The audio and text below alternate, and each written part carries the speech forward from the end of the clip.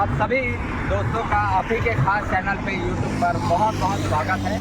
मैं जीएल देवांगन आज आपको बताऊंगा नेशनल हाईवे रोड पर जब कोई कैनाल क्रॉसिंग करती है तो उस समय एक डीआरवी की कहानी जो है स्ट्रक्चर की कहानी होती है। तो आज इसी स्ट्रक्चर की तमाम जानकारियों को लेके आया हूँ। आज इस वीडियो में अपन देखेंगे कि जब कोई नेशनल हाईवे रोड या डिस्ट्रिक्ट रोड जो है किसी कैनाल को क्रॉसिंग करती है तो उस समय एक स्लैब बीआरबी जो कि डीआरबी के रूप में होता है, डीआरबी भी आप इसे कह सकते हैं। तो इस डीआरबी की डिस्ट्रिक्ट रोड ब्रिज की आप तमाम जानकारियाँ जो है यहाँ पर देखने को आप मिलेगी। तो चलिए देखते हैं कि इस डीआरबी में ये जो स्ट्रक्चर है उसके बारे से तमाम जानकारियाँ आपको मैं बताऊँगा। तो सबसे पहले दोस्तों ये वीडियो आप अंत तक ज़रूर देखें क्योंकि कहीं ना कहीं आपको एस्टीमेट, डिज़ाइन, ड्राइंग और यहाँ तक आपकी कंस्ट्रक्शन के लिए ये वीडियो आपके लिए काफ़ी महत्वपूर्ण हो सकती है। और साथ ही साथ इन जो वीडियो में जो भी जानकारियाँ जो इकट्ठी आएगी उसके लिए प्रैक्टिकल नॉलेज भी काफ़ी आपको इस मेरे चैनल के माध्यम से प्रैक्टिकल नॉलेज आपको मिलेगा। तो मेरे साथ अंत तक ज़रूर बने रहें। सबसे पहले मैं आपको बताऊँगा कि 3 डिग्री में मतलब एक बार पूरा ओवरऑल व्यू जो है वो मैं आपको बताता हूँ कि क्या क्या देख सकते हैं यहाँ पर।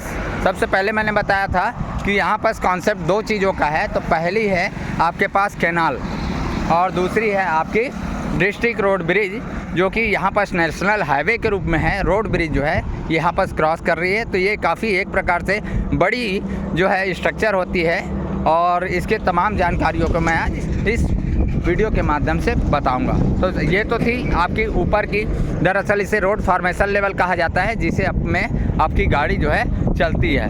अब दूसरे साइड पे अपन देखेंगे कि ये जो है कैनाल है। कैनाल जिधर से आई हुई है आप देख सकते हैं वीडियो में, वो मेरी अप स्ट्रीम साइड है और साथ ही साथ यहाँ से जो गई हुई है वो कैनाल की डाउन साइड है। आप इस स्ट्रक्चर को आप देख सकते हैं। इसकी लोकेशन मैं आपको बता दे रहा हूँ कि आपको ये स्ट्रक्चर कहाँ को देखने को मिलेगी।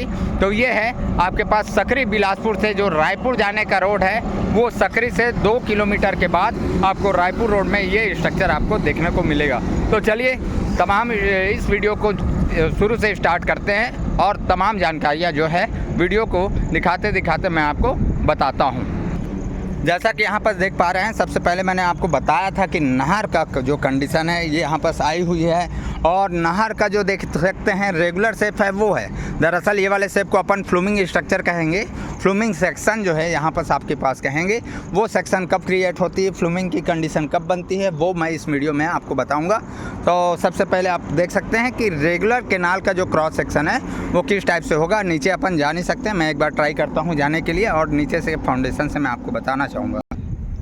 तो यहाँ पर आपकी कैनाल की बेड की कंडीशन के हिसाब से मैं आपको बता रहा हूँ। कैनाल के बेड पर ये व्यू जो है आपको देखने को मिल रहा है। तो कैनाल का प्रॉपरली क्रॉस सेक्शन आपके पास यहाँ पर जैसा कि वीडियो आप देख पा सकते हैं वो आपकी आई हुई है। तो वहाँ से लेफ़्ट बैंक है और यहाँ से राइट बैंक है। लेकिन रेगुलर का जो कैनाल का जो सेक्शन है वो ये वाली कंडीशन है। यहाँ पर फ्लूमिंग हुई है, फ्लूमिंग की कंडीशन मैं बताऊँगा। दरअसल ये जो स्ट्रक्चर है वो दरअसल आपके पास इसको एसक्यू बोला जाता है। एसक्यू मतलब जिसको आप एक एंगल के तहत बनाया गया है। आप देख सकते हैं यहाँ पर प्रॉपरली ये 90 डिग्री में क्रॉस नहीं कर रही है। आप देख सकते हैं वीडियो में, थोड़ी जूमिंग करके बताऊँगा। तिरछे है, लगभग ये 10 डिग्री के आसपास का जो इसका डिग्री है एक दूसरे को रोड और कैनाल की सेंटर को क्रॉसिंग करने का, वो लगभग 10 डिग्री में है। तो ये प्रॉपर आपके पास डीआरबी तो है ही है, लेकिन साथ ही साथ ये एक एसक्यू है, एंगल पे एक दूसरे को क्रॉस कर रही है। तो यहाँ पर देख सकते हैं कि जब भी आपके पास ब्रिज बनी हुई है, ये आपके पास जो आपका अपार्टमेंट टू अपार्टमेंट देख रहे हैं, जहाँ भी फॉल है, दोनों का डिस्टेंस के बीच को आपके पास क्लियर स्पान कहा जाता है।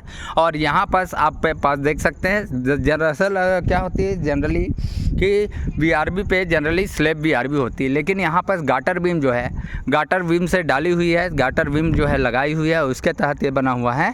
तो ये एक प्रकार से आपके पास सुपर स्ट्रक्चर आती है जब भी आप गाटर बीम का इस्तेमाल करते हैं। ये आप देख सकते हैं यहाँ पर स्लैब तो टॉप में रेस्ट कर ही रही गई है स्लैब जो है, लेकिन उसके नीचे जो है एक गाटर बीम जैसा पार्टीशन देते हुए वो बनाया गया हुआ है। दरअसल कीचड़ की वजह से अपन अंदर जाके दिखा नहीं सकते। आप देख सकते हैं पार्टीशन वाइज जो है एक गाटर बीम जो है कंटिन्यू लगी हुई है, और उस गाटर बीम से लगी हुई कंटिन्यू आप वहाँ पर देख सकते हैं कि उस गाटर बीम पे रेस्ट करने के लिए आपके पास बेरिंग कोट या पियर कैप जो है वो बनाई गई है, अपार्टमेंट कैप जो है बनाई गई है। वहाँ पर दरअसल एक्सपांसन को रोकने के लिए गाटर बीम, और वहाँ पर जो स्पेसिंग में आप देख पा रहे हैं, स्पेस पे आप देख पा रहे हैं, और वहाँ पर जो कैप बनी हुई है ना रेस्ट करने के लिए, वहाँ से आपके पास एक रबड़ सील लगाई हुई है जो कि एक्सपांसन को, लोड पे होने वाले झटके को और लोड को रोक सके।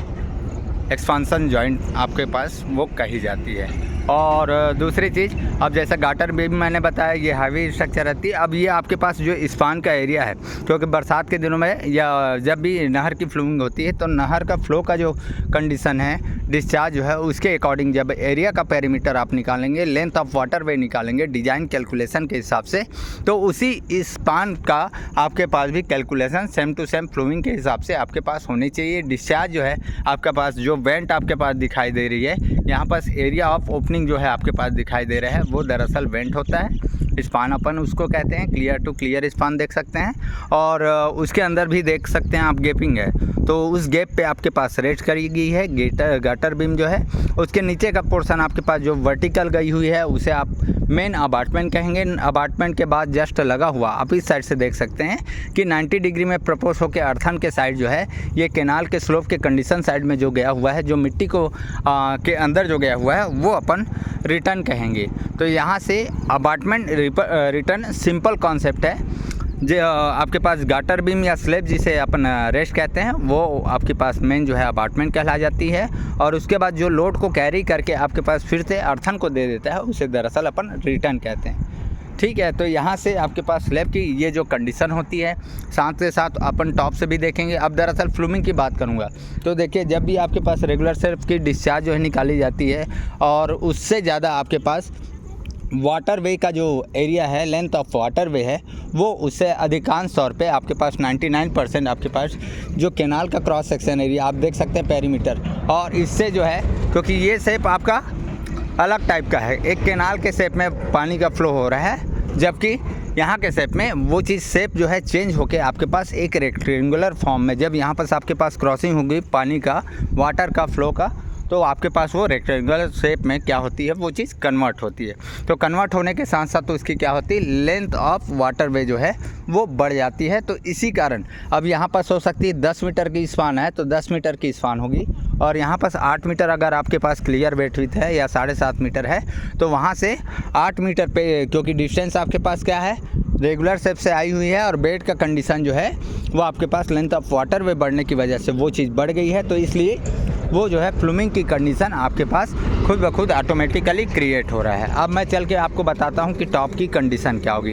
अब जैसे ही एक चीज़ और मैं बताना चाहूँगा कि जैसे ही अब आपके पास क्योंकि स्ट्रक्चर आई हुई है, तो यहाँ पर लेंथ ऑफ वाटर वे बढ़ गई हुई है, और उसके बाद स्ट्रक्चर जैसे ही ख़त्म होगी तो फिर से वही चीज़ आपके क्या पास जो है, केनाल का जो फ्लूमिंग कंडीशन है, जो एरिया है, क्रॉस सेक्शन जैसे ही काटेंगे, जैसा आपके पास अप स्ट्रीम में है केनाल का क्रॉस सेक्शन, वैसे ही आपके पास डाउन स्ट्रीम में होगी, तो फिर से वो वैसी स्लैब में है। इसलिए आपके पास दोनों कंडीशन पे आपके पास फ्लूमिंग की कंडीशन होगी। यहाँ पास क्लियर आप देख सकते हैं, मैं थोड़ा जूम करके बताने की कोशिश करूँगा।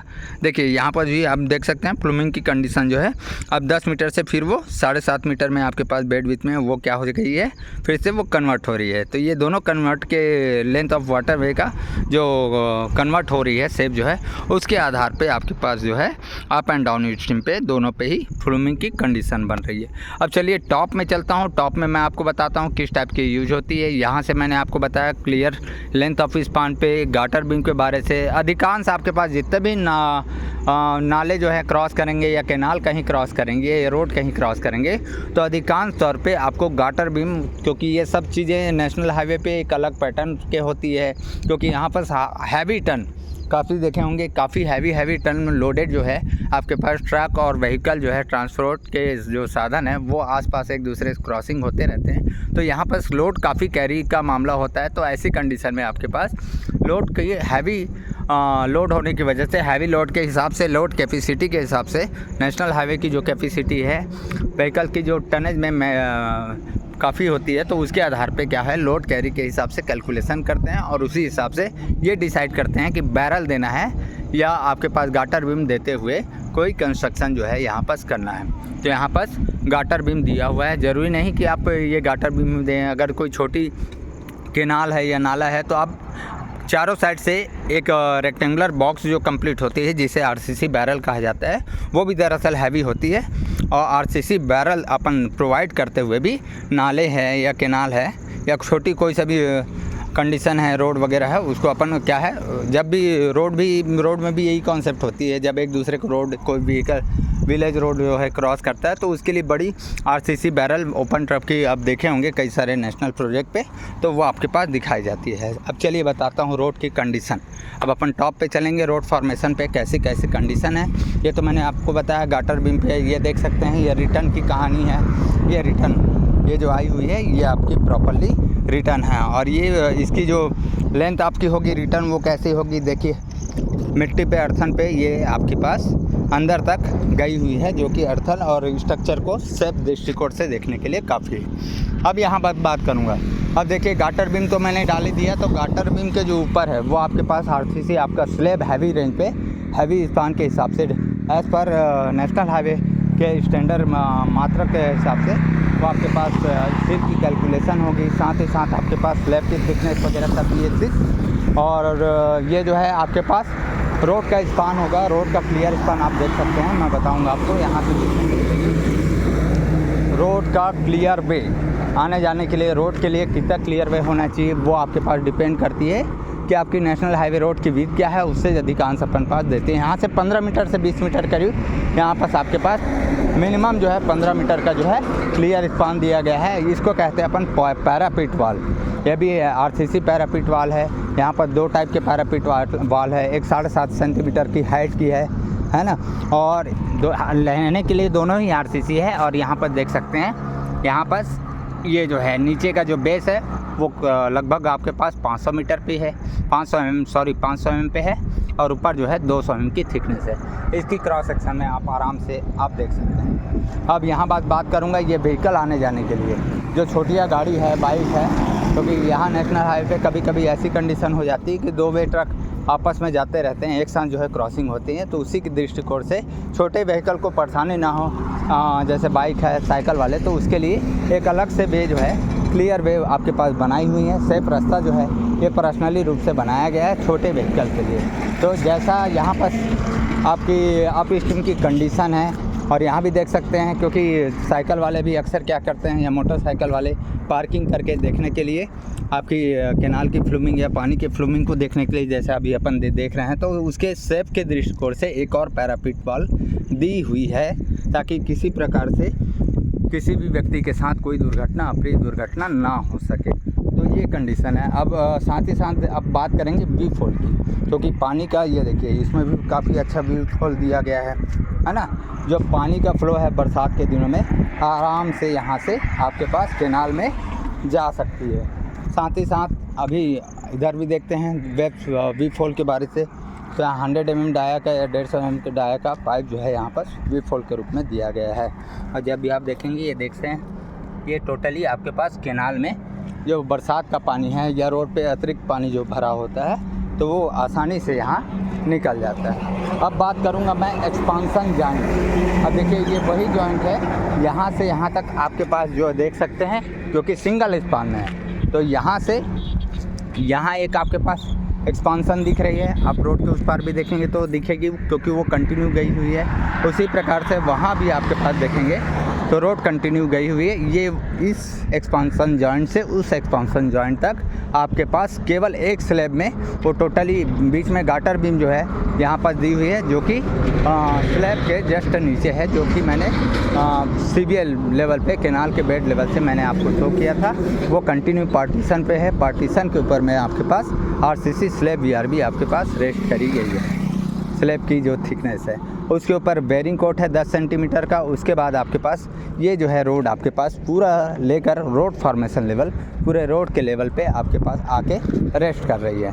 अब यहाँ बात करूँगा एक्सपांसन जॉइंट की। तो देखिए यहाँ पर एक्सपांसन जॉइंट किस टाइप से, इसमें रबड़ सील आपके पास दिख नहीं रही है। एक्चुअली 2 लोहे की पट्टी जो रहती है एक दूसरे T टाइप से, अपन L टाइप से L को जस्ट उल्टा करेंगे, या C टाइप से भी होती है। कई बार आपको मैं बताना चाहूँगा यहाँ पर किस टाइप से। यहाँ पर देखिए रबड़ सील दी हुई है।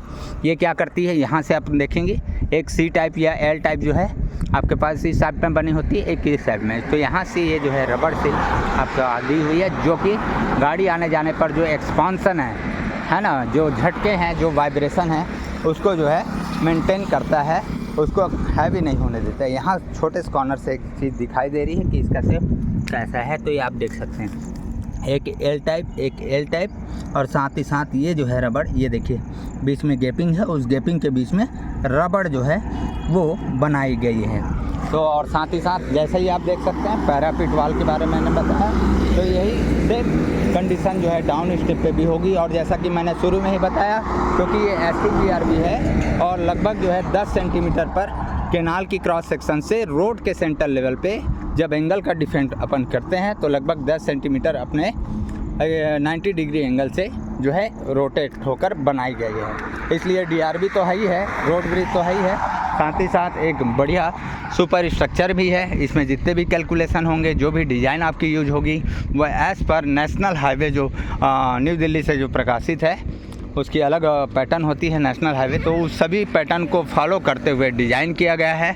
और डिज़ाइन के साथ साथ इसकी सभी जितने भी स्पान वगैरह है, गाटर बीम वगैरह, उस सब की डिज़ाइन जो है, एवरीथिंग सभी चीज़ की डिज़ाइन, स्टील की डिज़ाइन, पैरापिट वगैरह सभी की, वो सभी नेशनल हाईवे स्टैंडर्ड पैटर्न के आधार पे की जाती है। तो अभी आप ये जानकारी आपको अच्छी लगी होगी तो आप बिल्कुल लाइक करिए, अपने सभी दोस्तों के साथ, टेक्निकल दोस्तों के साथ साझा कीजिए, क्योंकि तमाम चीज़ जो आपकी ये प्रैक्टिकल आप देख रहे हैं, जो भी मैं बता रहा हूँ, वो आपकी कहीं ना कहीं एस्टीमेट, डिज़ाइन और ड्राइंग के साथ साथ कंस्ट्रक्शन रूप से भी आपकी प्रैक्टिकली बहुत अच्छे रूप से काम आएगी।